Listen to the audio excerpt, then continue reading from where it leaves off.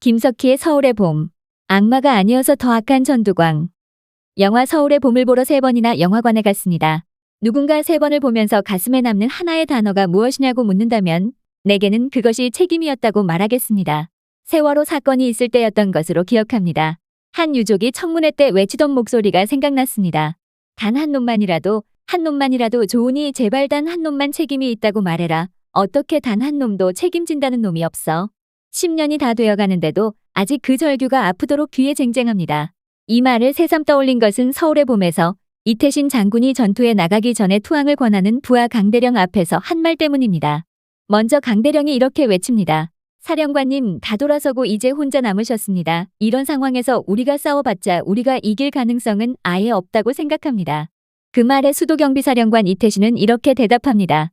내 눈앞에서 내 조국이 반란군한테 무너지고 있는데 끝까지 항전하는 군인 하나 없다는 게 그게 군대냐?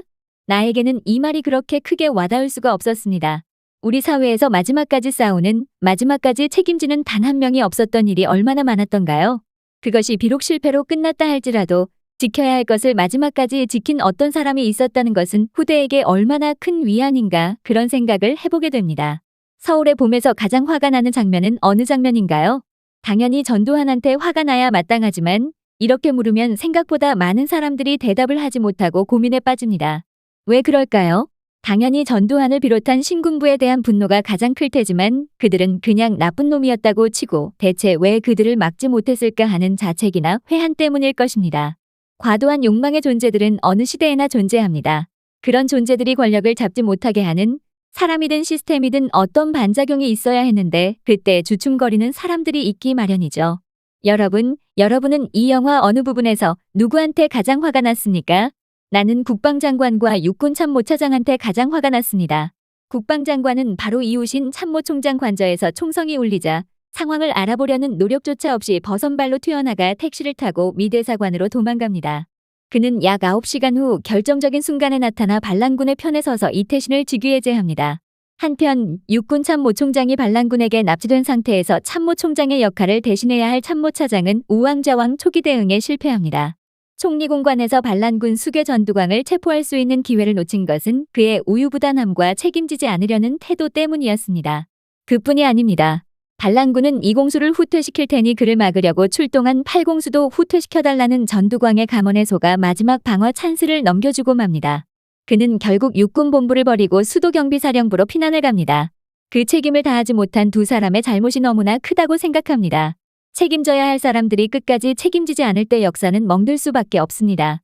대통령 최한규 역시 만약에 끝까지 저항했다면 어떻게 되었을까요? 그들은 최한규를 죽였을까요?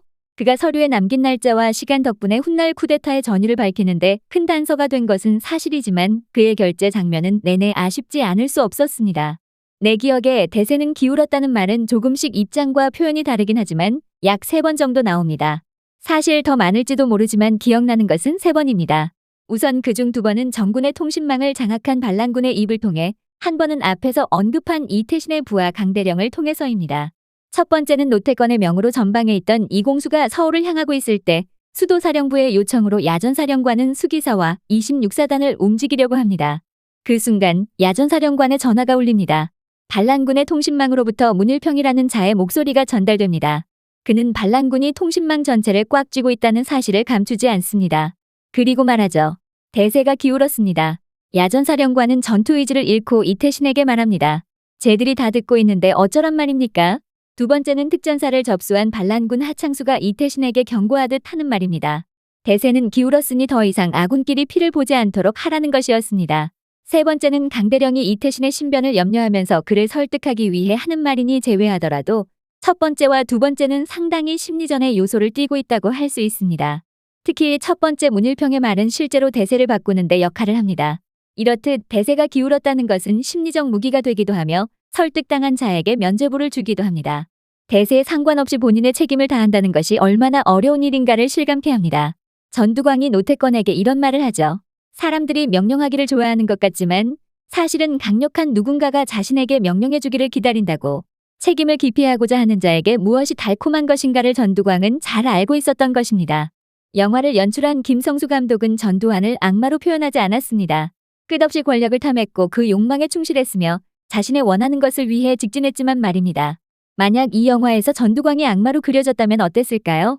그가 악마나 절대악의 화신이 되는 순간 그의 죄악은 너무나 당연한 것이 되어버릴 뿐 아니라 악마 전두환에게 동조한 인물들의 행각이 어쩔 수 없는 것이 되어버립니다. 인간인 전두환이 보여야만 그가 인간이고서는 할 수 없는 판단을 내리면서까지 욕망한 것, 그것이 무엇이었는가를, 그리고 그 결과가 무엇이었는가를 보다 분명하게 볼 수 있게 됩니다. 또 중요한 것은 우리 역사가 그런 일그러진 욕망과 탐욕을 막지 못하고 우왕좌왕했으며 그 결과가 서울의 봄을 7년 이상 가로막았다는 사실일 것입니다. 영화 속의 전두환은 아슬아슬하게 주변을 압도하며 남자다움을 뿜어내고 군의 장성들이 그에게 자신의 책임을 의탁합니다. 이 영화는 스포가 의미 없는 영화입니다. 우리는 이 영화의 결말을 너무나 잘 알고 있습니다. 보는 내내 괴로운 심정을 누를 길 없는 사람이 많죠. 영화 보는 동안 심박수를 체크한다는 사람들이 있을 정도니까요.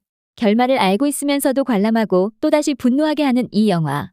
분노는 이 영화가 다룬 전두환의 9시간이 이듬해 봄, 1980년 광주의 비극과 이후의 대한민국 사회를 암울하게 만들었음을 알기 때문이죠. 이 영화는 시간적 배경을 중심으로 열거한다면 그때 그 사람들과 남산의 부장들 뒤에, 그리고 택시 드라이버와 1987의 앞에 위치하는 영화입니다. 이제 한국 영화는 그 암울한 시대의 퍼즐들을 하나하나 맞추어 나가고 있는 것 같습니다. 이 중 서울의 봄은 전두환의 모습을 전면적으로 다룬 최초의 영화입니다. 화려한 휴가 등 5.18을 배경으로 한 영화에서 전두환은 가해자이며 학살자이고, 그때 그 사람들이나 남산의 부장들처럼 12.12나 박정희의 죽음을 배경으로 한 영화에서 전두환이 크게 부각되지는 않으나 야심가의 면모가 표현됩니다. 특히 남산의 부장들 마지막 부분에서 대통령 암살로부터 47일 후 신군부 세력이 쿠데타를 일으켜 정권을 장악했다. 또 다른 군사 독재의 서막이 올랐다라는 자막과 함께 전두환이 혼자서 커다란 군용 가방을 메고 들어가 청와대 금고에서 돈을 쓸어 담는 장면이 나옵니다. 실제로 존재했던 장면과는 다를 수 있겠지만 박정희의 금고를 이어받았다는 의미에서는 대단히 상징적인 장면입니다. 죽는 날까지 추징금을 내지 않고 29만 원이 전 재산이라던 생전의 전두환이 오버랩되는 장면이기도 합니다. 이처럼 그동안 한국 영화에 등장하는 전두환의 간접적인 이미지는 크게 학살자, 탐욕가의 면모를 부분적으로 보여주는데 그쳤습니다. 이에 반해 서울의 봄에서 전두환은 생생하게 다양한 욕망과 감정을 드러내는 캐릭터로 살아 움직입니다. 영화 속에서 1979년 12월 12일 9시간 동안 그는 친구 노태우와의 우정을 재확인하거나 일신의 안위를 걱정하는 장성급 인사들의 비겁함을 비판하면서 동시에 독려하는 리더십까지 보여줍니다. 이 생생한 캐릭터는 사실상 황정민의 연기에 의존한 바 큽니다. 이 영화의 의미는 우리 사회가 전두환이라는 인물을 정면으로 다루기 시작했다는 데 있을 것입니다. 서울의 봄으로 인해 1979년에 대한 평가가 본격적으로 시작된 느낌이 듭니다. 극단의 모욕감과 분노를 딛고 그에 대한 평가, 그리고 그에게 책임을 의탁했던 사람들에 대한 평가도 함께 이루어져야 합니다. 아울러 자신의 자리에서 책임을 다한다는 것의 무거운 의미를 젊은 세대에게도 전해야겠지요.